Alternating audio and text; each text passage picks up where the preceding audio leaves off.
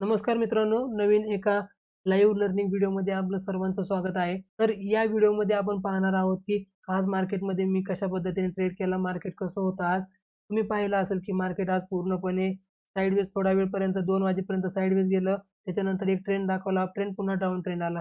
तर मार्केटमध्ये व्हॉलॅटिलिटी कायम आहे.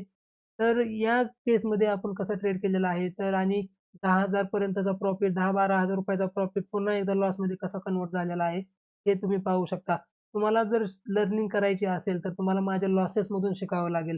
प्रॉफिटमधून तुम्हाला जास्त नॉलेज नाही घेता येणार. परंतु मी लॉसेस कोणत्या पद्धतीनं, कोणत्या सिनेरिओला लॉसेस मी कट करतोय, किती लॉस कट करतोय, हे तुम्हाला या व्हिडिओमधून समजून जाईल.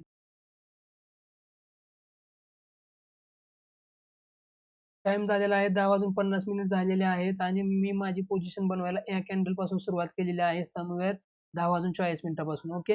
तर आपण पाहूया, की जसं की आज मार्केट गॅप अप ओपन झालं आहे आणि गॅप अप ओपन झाल्यानंतर मार्केटने हा एक स्विंग मारलेला आहे आणि हा एक स्विंग मारलेला आहे.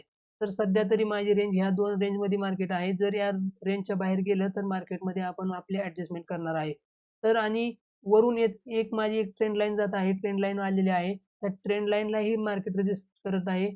आणि कंटिन्यू 3-4 दिवसापासून मार्केट मूव्हमेंट करत आहे. तर मोस्ट प्रोबॅबली मार्केटमध्ये साइडवेज जाण्यासुद्धा चान्सेस आहेत. परंतु मार्केटमध्ये व्हॉलॅटिलिटी जास्त आहे. त्याच्यामुळं पूर्णपणे स्टॉप लॉस देऊनच मार्केटमध्ये काम करावं लागत आहे. तर पाहूया मी माझी पोझिशन काय बनवलेली आहे. आणि ज्यांनी पण माय फेव्हरेट इंट्राडे स्ट्रॅटेजीवाला जर व्हिडिओ बघितला असेल, तर त्यांना इथंच मॉर्निंगला शॉर्ट करण्याची एंट्री भेटली असती. आणि 1, 2, 3, 4 कॅन्डलमध्ये तुम्हाला प्रॉफिट घेऊन तुम्ही बाहेर निघू शकत होता. तर ज्यांनी पण व्हिडिओ पाहिला नसेल त्यांनी तो व्हिडिओ जाऊन पाहून घ्या. तर आपण काय करूया एकदा पोझिशन पाहून घेऊया. पोझिशन आपली काय चालू आहे. तर जसं की तुम्ही एकदा मी रिफ्रेश करतो पेजला. पेजला रिफ्रेश केलेला आहे. ₹4,000 च्या आसपास आपला सध्या प्रॉफिट चालू आहे. 400 क्वांटिटी मी काय केलेली आहे, 21,800 चा पुट केलेला आहे आणि 21,950 ची क्वांटिटी मी सीईला सेल केलेली आहे.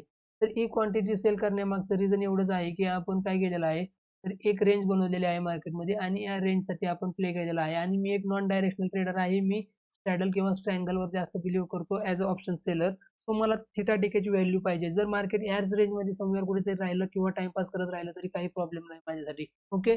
तर मार्केटने जर इथं जाऊन जर टाईम स्पेंड केला आणि नंतर ब्रेकआउट दिलं तर मार्केटमध्ये अपसाईडला थोडा एक मूव्ह येऊ शकतो. परंतु मूव्ह आला तर आपण आपली पोझिशन आपण मॅनेज करणार आहे. ओके. टाईम झालेला आहे 11 वाजून 34 मिनिट. जवळपास 11:30 वाजत आलेले आहेत. तर 11:30 वाजता आपली पोझिशन काय आहे आपण पाहू शकता, की सध्या माझ्याकडे 2 स्ट्रँगल ठेवलेले आहेत. 2 स्ट्रँगलवर सध्या मी काम करत आहे आणि हे बायिंग केलेली पोझिशन आहे ते हेजिंगसाठी केलेली आहे. त्याच्यामुळे काय होतं मला थोडं मार्जिन रिलीज भेटतं. आणि पाहू शकता की सकाळपासून मार्केट एका रेंजमध्ये आहे. आपण डिसाईड केलं होतं की बाबा या रेंजमध्ये या 2 स्विंगच्या मध्ये मार्केट थोडा वेळ टाईमपास करेल. त्या प्लॅननुसार आपण एंट्री केलेली आहे. सध्या आपला प्रॉफिट चालू आहे 4,000 4,500 च्या आसपास प्रॉफिट चालू आहे. तर तुम्ही पाहू शकता की मार्केटमध्ये एक ट्रायंगल पॅटर्न इथं आपल्याला एक दिसत असेल. या ट्रायंगलमध्ये मार्केट ट्रेड करत आहे. परंतु ज्यावेळेस हा ट्रायंगल क्वीज होईल त्यावेळेस मार्केटला कुठे ना कुठे जाणे असते.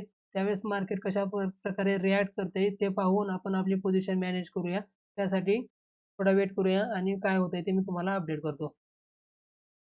ओके. टाईम झाला आहे जवळपास 12 वाजून 20 मिनिट झालेले आहेत आणि मार्केट आपण दिलेल्या रेंजमध्येच ट्राय करत आहे ब्रेकआउट देण्याचा. एक करून ट्रेंड लाईन आहे आणि आपण ही ट्रायंगल पॅटर्न डिस्कस केला होता. आता तो खाली डाउन साइडला ब्रेक करण्याचा प्रयत्न करत आहे, परंतु खालून रिजेक्शन येत असल्यामुळे आपण या लेव्हलपर्यंत वेट करूया आणि या लेव्हलच्या बाहेर गेल्यानंतर कसा परफॉर्म करते निफ्टी ते चेक करूया. सध्या आपला प्रॉफिट चालू आहे ₹6,900 प्रॉफिट चालू आहे. Stay tune for the next update. Wait time 1 वाजल्याच्या आसपास झालेला आहे. 1 वाजलेले आहेत. तर प्रॉफिट पाहू शकता तुम्ही की ₹10,000 च्या आसपास प्रॉफिट आहे आणि सेम पोझिशन चालू आहे. तर याचा अर्थ असा आहे की मार्केट आपल्या रेंजमध्ये आहे. तर पाहूया एखादा चार्टवर जाऊन पाहूया की मार्केटने आतापर्यंत काय मूव्हमेंट दिलेली आहे आणि नंतर काय होऊ शकते आणि आपण कोणत्या प्लॅनसाठी रेडी राहिलं पाहिजे. इथं पण तुम्ही आपला पी-एन-एल पाहू शकता किती व्होलाटाईल होत आहे.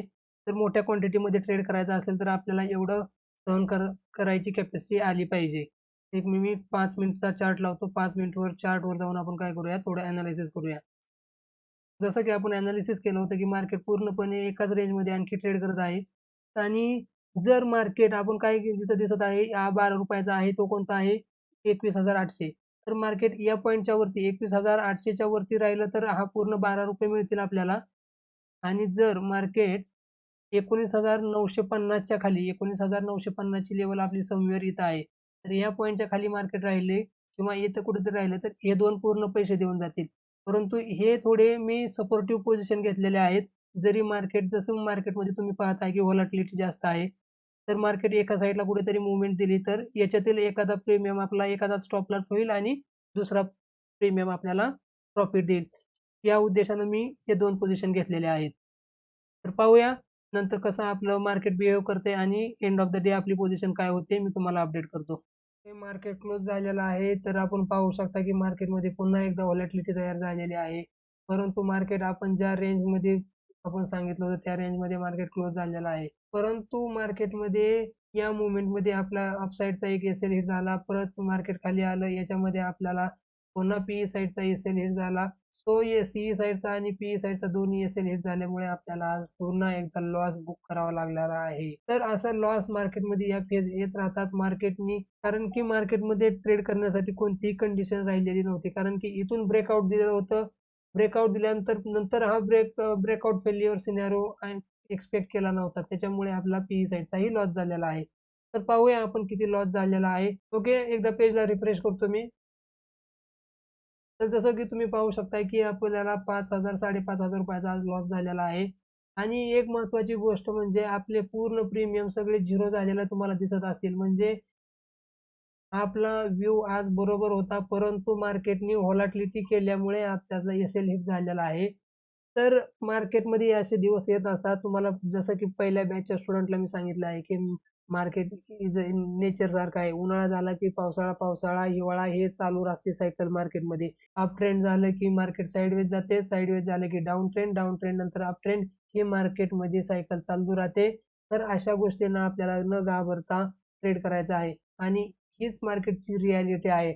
जरी मी प्रॉफिटेबल ट्रेडर असलो तरी पण मला इंट्राडेला लॉसेस बुक करावे लागतात. हे तुम्ही पाहिलं असेल. कारण की या वीकमध्ये पाहू शकता तुम्ही सोमवारी आपला 3,000चा लॉस झाला.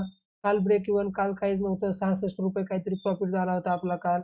काल -3,000 होता. आज आज 5,500 मायनस आहे. तर या आठवडा पूर्ण आपला निगेटिव्ह आहे. परंतु तुम्ही एक विचार केला का मित्रांनो, हा लॉस जो आहे आपला कंप्लीटली एक आठवड्यात आपण कंटिन्यू काहीही कमवलं नाही. परंतु आपला हा लॉस आहे तो कंप्लीटली 19 लाख रुपये एवढ्या अमाउंटवर आहे. लक्षात घ्या तुम्ही किती लॉस म्हणजे अंडर कंट्रोल आहे लॉस. 19 लाख रुपयावर आपला 6,000 ते 7,000 रुपयाचा लॉस आहे. तर या गोष्टीपासून तुम्ही शिकलं पाहिजे. आणि आपल्या रिटेल ट्रेडर बद्दल काय होत असते मित्रांनो, की आपण मोठेच्या मोठे लॉस घ्यायचा प्रयत्न करतो, मोठे लॉस बुक करतो आणि त्या लॉसमधून आपण कधी बाहेरच येत नाही. तर लॉसेस घेताना तुम्ही लिमिटेड लॉसेस घ्या, जेणेकरून तुम्ही इन फ्युचर मार्केट तुमच्या रेंजमध्ये आलं असेल तर तुम्ही ते रिकव्हर करू शकता इझिली. तर व्हिडिओला आपण या इथं स्टॉप करूया आणि पुन्हा भेटूया एका नवीन व्हिडिओमध्ये. Till the time, bye bye, take care.